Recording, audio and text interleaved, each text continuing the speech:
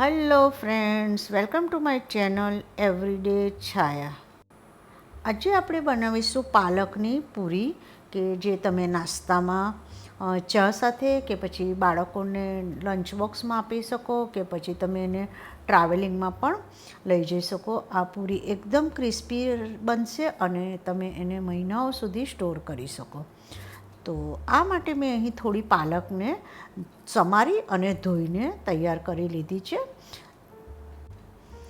આપણે એને એક મિક્સર જારમાં ટ્રાન્સફર કરી લઈશું અને આપણે એની એક સ્મૂથ એવી પેસ્ટ બનાવી લઈશું. મેં આવી રીતે પાલકની એક પેસ્ટ જેવી બનાવી લીધી છે. તમે એને પાલકને બ્લાન્ચ કરી અને પછી પણ ગ્રાઇન્ડ કરી અને પેસ્ટ બનાવી શકો.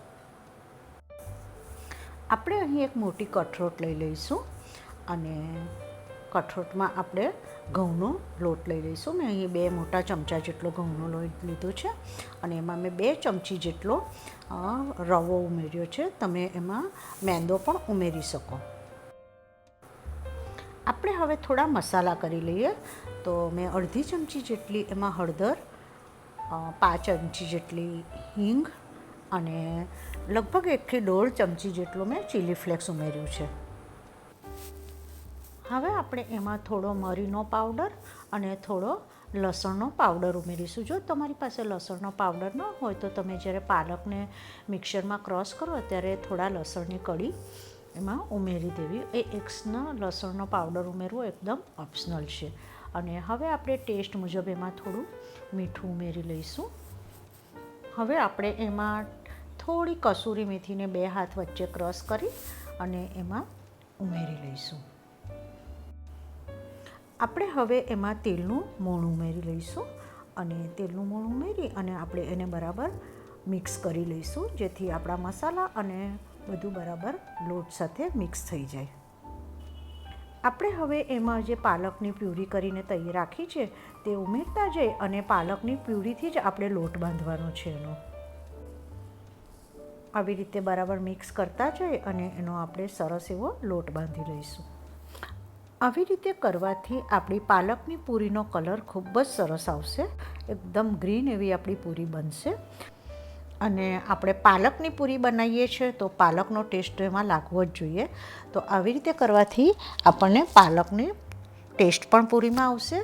અને આવી રીતે આપણે એના લોટને મીડિયમ સોફ્ટ એવો બાંધવાનો છે અને તેલથી ગ્રીસ કરી અને આપણે એને થોડીવાર માટે ઢાંકી રાખીશું. થોડીવાર પછી આપણે પાલકના લોટને ફરીથી એકવાર મસળી લઈશું અને આપણે એને ઇક્વલ પાર્ટમાં ડિવાઈડ કરી લઈશું.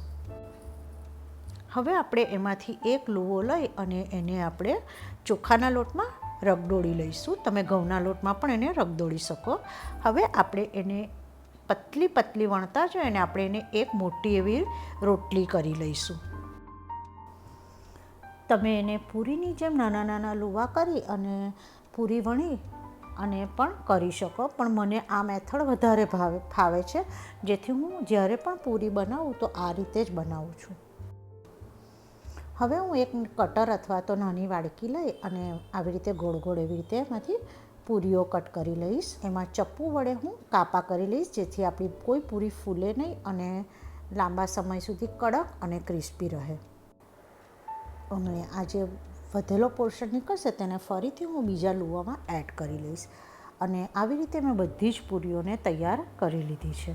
આપણી પૂરીનો કલર એકદમ સરસ એવો ગ્રીન એવો છે.